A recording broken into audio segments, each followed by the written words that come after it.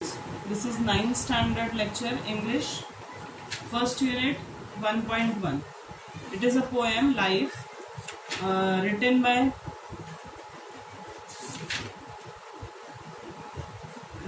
Charlotte Bronte.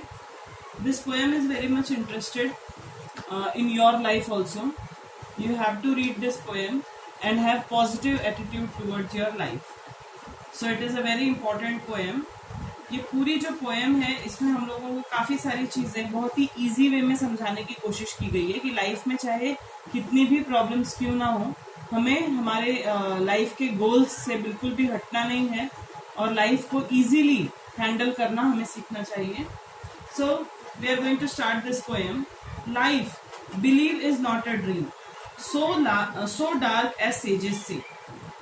हम हमारी life को ऐसा समझते हैं कि जैसे वो कोई बहुत ही गंभीर सी चीज़ है, बहुत ही सीरियस सी चीज़ है और बहुत ही ऐसी चीज़ है जिसे हमें फेस करना पड़ेगा, बहुत मुश्किल कठिनाइयों से निकलना पड़ेगा. ऐसा कुछ नहीं है. Life believe is not a dream. Life हमें मानने के लिए पोएट कह रहा है कि ये कोई सपना नहीं है. हमारा जो जीवन है वो कोई सपना नहीं है. सो डार्क एज सेजेस से. सेजेस यानी होता है साधु. तो ऐसा इतना भी डार्क और इतना भी अंधकारी नहीं है हमारा जीवन जैसे कि साधु हमें बताते हैं या जैसे बड़े बड़े लोग हमें समझाने की कोशिश करते हैं कि जीवन इतना भी अंधकार में नहीं है. ऑफ्ट एक वर्ड दिया गया है, ऑफ्ट, OFT. ऑफ्ट का फुल फॉर्म है often. Often a little morning rain फोरटेल्स a pleasant day. अक्सर जो है हमारे सामने जब सुबह सुबह हम उठते हैं, अपने दिनचर्या शुरू करते हैं, लाइफस्टाइल शुरू करते हैं, एट दैट मोमेंट अचानक अगर बारिश होने लगे तो हमें लगता है वो सुबह ही अगर खराब हो गई है तो पूरा दिन खराब होगा. But it doesn't mean like that. अक्सर जो है सुबह जो मॉर्निंग रेन हम देखते हैं वो उसके साथ जुड़ी हुई हमें ये बताती है बात कि आगे हमारे लिए शायद एक बहुत ही सुंदर सा दिन है.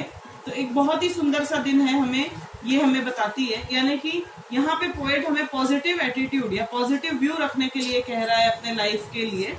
वो ये कहते हैं, जो पोएट है, पोएटेस है वो, तो पोएटेस ये कहना चाहती है कि जैसा कि साधु हमें बताते हैं या सेजेस ऋषि मुनि हमें कह गए हैं कि जीवन बहुत ही अंधकार में है, बहुत ही डरावना सा है, ऐसा कुछ भी नहीं है.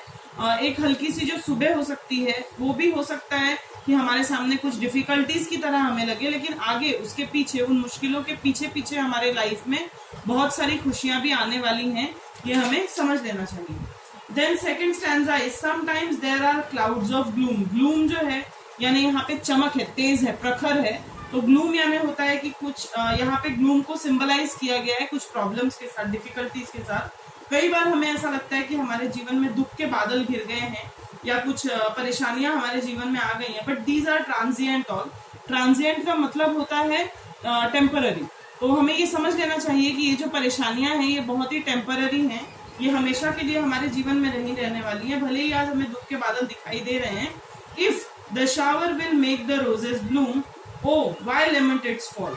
अगर वो जो तेज बारिश जो है वो अगर इन फूलों को खिलने का मौका दे रही है, अगर ये गुलाब के फूलों को खिलने और सब जगह दुनिया में खुशबू फैलाने का मौका दे रही है, तो हमें ये नहीं सोचना है कि वो किसी दुख की तरह है. Why lament its fall. तो हमें बिल्कुल भी ये नहीं सोचना चाहिए कि हमें दुखी होने की जरूरत नहीं है. कभी कभी हमारी लाइफ में जो ब्लूम यानी कुछ प्रॉब्लम्स आती हैं लेकिन वो टेम्पररी होती हैं, और वो जो रेनफॉल है, जो रोजेस की खुशबू सब तरफ फैला रही है, हमें बिल्कुल भी उस चीज को लेके अनहैप्पी नहीं होना है कि आखिर उसे कितना दुख या कितनी तेज धूप, किसी भी चीज को जब आगे बढ़ना हो तो कुछ परेशानियों का सामना करना ही पड़ता है. If the problems we face make for better times ahead, why should we feel grief. कई बार अगर हमारे सामने प्रॉब्लम्स आ रही हैं हमारे जीवन में अच्छाइयां लाने के लिए, तो हमें उसके लिए दुखी नहीं होना है. थोड़ी सी प्रॉब्लम उठाने के बाद ही हमारा जीवन आगे अच्छा बन सकता है. Okay. Rapidly merrily life sunny hours fled by. यहाँ पे लाइफ के जो सनी आवर्स हैं यानी ये जो तेज धूप वाला जो समय हमारे जीवन में दिया गया है, ये कहीं ना कहीं सिंबल है कि हमारे जीवन में प्रॉब्लम्स आती रहेंगी, तकलीफें आती रहेंगी. तो लाइफ के ये जो सनी आवर्स हैं यानी जो ये कठिन समय है, इट विल फ्लिट बाय, ये धीरे धीरे उड़ जाएंगे. ठीक है. Gratefully cheerfully enjoy them as they fly. और हमें खुशी से और बहुत ही अंदर से एंथुजियास्टिक होके हमें एंजॉय करना है इस मोमेंट को कि हमारे जीवन में आने वाली कोई भी, चाहे अच्छी चीज हो चाहे बुरी चीज, वो एक ना एक समय में हमें छोड़कर दूर चली ही जाएगी। ठीक है, उसके बाद नेक्स्ट पैराग्राफ पे हम जाते हैं। What though death at time steps in।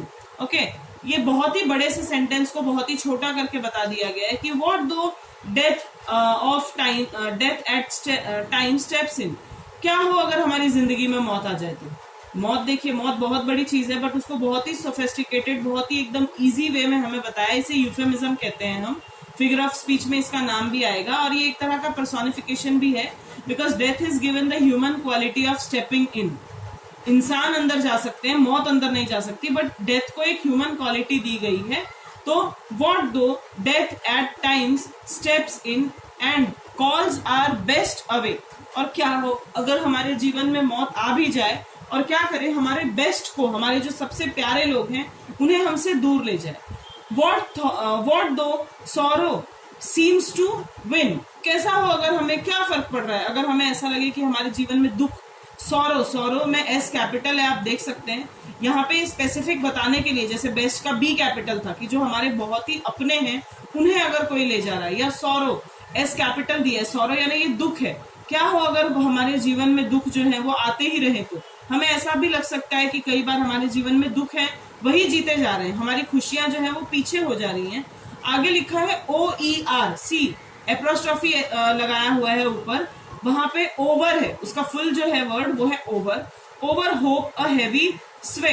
क्या हो अगर हमारे जीवन में हमें ये लगे कि सॉरो जो है वो हमारे जीवन का जो होप है, जो हमारे जीवन की उम्मीद है, उससे ज्यादा बढ़ के हो जा रहा है। यानी कई बार हमें ऐसा लग सकता है कि हमारे जीवन की जो खुशियां हैं वो कम पड़ रही हैं और जो दुख है वो ज्यादा हो चुका है। तो इन चीजों से हमें ज्यादा फर्क नहीं पड़ना चाहिए, क्योंकि जीवन जो है उसमें ये सारी चीजें आती ही रहेंगी। Yet hope again elastic springs. क्या हो, देखिए होप यानी होता है उम्मीद। हर इंसान, पूरी ये दुनिया उम्मीद पर टिकी हुई है, ऐसा हम मानते हैं। सो yet hope again elastic spring. हमें जब जीवन में ऐसा लगने लगे, लाइफ में ऐसा लगने लगे कि सौरो जो है वो बहुत भर गया है और हमारा जो तकलीफें हैं वो इतनी ज्यादा हो गई हैं कि होप को वो पीछे कर दे रही हैं, तो अचानक हमारी लाइफ में एक ट्विस्ट आ सकता है, एक चेंज आ सकता है, इलास्टिक चेंज जिसे यहाँ कहा गया है, कि हमारे जीवन में फिर से स्प्रिंग आ सकता है। स्प्रिंग यानी होता है खुशियां, तो फिर से हमारे जीवन में खुशियां आ सकती हैं। जैसे हम देख सकते हैं कि इलास्टिक को जब हम पीछे की तरफ खींचते हैं वो फिर उड़ के ऊपर की तरफ चला जाता है। यानी हमारे जीवन में ऐसा हो सकता है कि अभी कुछ पल के लिए हमको ऐसा लगे कि sorrow is more than hope in our life, but sudden ऐसा हो सकता है कि ट्विस्ट आ जाए और फिर हमें होप जो है वो दिखाई देने लगे। ठीक है, अनकंकर्ड दो शी फेल। अनकंकर्ड यानी जिसे जीता नहीं जा सकता। ऐसा भी हो सकता है हमारी लाइफ में कि वो होप जो इलास्टिक वे में हमारे जीवन में फिर से वापस आ जाएगी, वो हमें फिर आगे ले जाएगी। Still beyond are her golden wings. अच्छा, क्या हो अगर वो इलास्टिक वे में जो वापस आती है, हम फिर ये देखेंगे जब हम बहुत ही होपलेस और बहुत ही दुखी होकर बैठ गए थे, बहुत ही सॉरोफुल थे, एट दैट टाइम इलास्टिक अपना बिहेवियर लेते हुए वो जो होप है वो हमारे जीवन में खुशियां लेकर फिर से बायॉन्ड वर्ड तुमने साइंस में लास्ट ईयर पढ़ा होगा। बायॉन्ड का मतलब जो होता है वो यहाँ पे थोड़ा सा अलग है, यहाँ पे मीनिंग में दिया है that which can rise upwards. याद होगा अगर साइंस में हम बॉटल के एक्सपेरिमेंट्स में बॉटल को नीचे डालते थे और बॉटल फिर स्विफ्ट होकर ऊपर चली आती थी, यानी इसी तरह से हमारी लाइफ में भी चीजें होंगी बायॉन्ड फॉर्म में, कि अचानक हमें ऐसा लगेगा कि होप बहुत ज्यादा हो गया है, अरे होप बहुत कम हो गया है और सौरव ज्यादा हो गया है, बट सडन एक बायॉन्ड फोर्स आएगा और सारी चीजें टर्न आउट हो जाएंगी और हमें ऐसा लगने लगेगा कि होप बहुत ज्यादा हो गया हमारी लाइफ में और सडन सारा सौरव जो है वो खत्म हो चुका है। ठीक है, अब लास्ट पैराग्राफ में दिया हुआ है manfully fearlessly the day of trial bear. ऐसा भी हो सकता है कि हमारी लाइफ में कभी बहुत ज्यादा तकलीफों का वक्त, कभी बहुत ज्यादा फियरलेस वक्त जो है, बहुत ऐसा टाइम जो है जो डिफिकल्टीज से भरा हुआ हो, ऐसा टाइम हमारे आसपास आ जाए। We must bear our days of difficulties bravely and fearlessly. हमारे जीवन में जो भी मुश्किल दिन आएंगे उन्हें हमें कैसे जीना है, ब्रेवली और फियरलेसली जीना है, क्योंकि हमारे जीवन की जो प्रॉब्लम्स हैं वो आज नहीं तो कल खत्म जरूर हो जाएंगी।